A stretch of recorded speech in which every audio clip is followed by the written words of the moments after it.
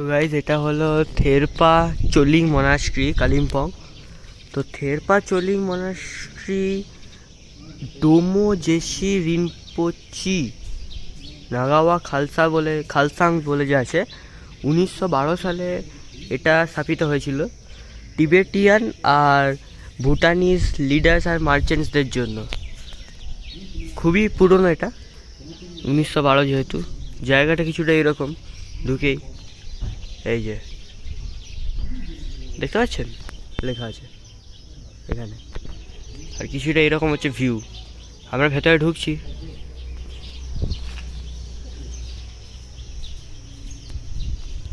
তো গাইজ এটা হচ্ছে মেন মনাস্ট্রি যেটা আপনার সামনে দেখছেন, আর বাইরে যেটা আপনারা দেখালাম ওইটা অ্যাকচুয়ালি হোটেল টাইপ কিছু, কিন্তু মেন মনাস্ট্রি হচ্ছে এইটা আই থিঙ্ক।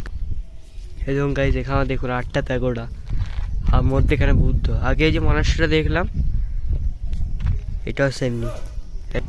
এই দেখুন মনাস্ট্রির ভেতরে কিন্তু ঢোকা যাবে না, এটা বোধহয় পার্টিকুলার কোনো একটা ডে চলছে সেই জন্য ঢোকা যাবে না। আর দেখুন এখানেও তাই, ঘোরানো যায়।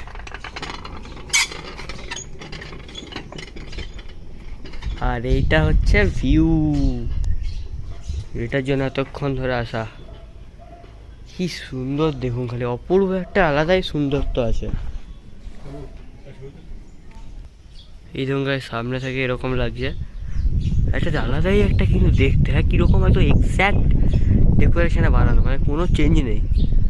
এই 4টে এদিকে আর 4টে ওদিকে, কোনো চেঞ্জ নেই, এক্স্যাক্টলি সেম। এই ভালো করে দেখুন আপনারা,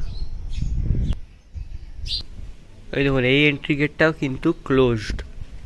তো সুতরাং বুঝতেই পারছেন আমরা কিন্তু মনাস্ট্রির ভেতরে ঢুকতে পারলাম না। এই দেখুন কি ভিউ, বাপ রে বাপ। এই দেখুন জাস্ট সেম টু সেম, সবকটাই ঘোরানো যায়।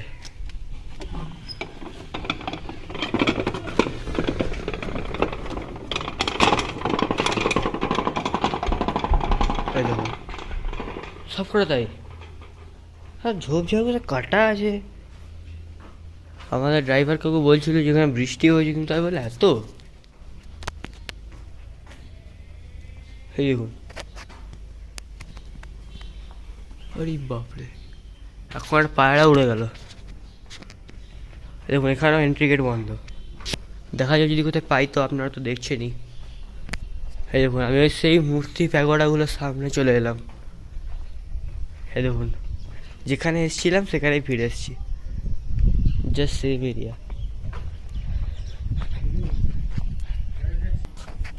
এই যে এইগুলো প্যাগোডাগুলো, এগুলো কিন্তু ছোঁয়া মানা, সুতরাং আমি দূর থেকে দেখাচ্ছি আপনাদের, বাট আমি কিন্তু খুব কাছে আসতে পারছি। এই দেখুন সব কিন্তু একই, কোনো চেঞ্জ নেই। আর এখানে এই পাত্রের জলগুলো আগের মনাস্ট্রিটাও ছিল, এখানেও আছে। জানি না কেন এরকম করে জলগুলো রাখা, আপনারা যদি জানেন তো কমেন্ট করবেন। তো গাইজ এই ভিডিওটা এই পর্যন্তই। ভালো থাকবেন, সুস্থ থাকবেন।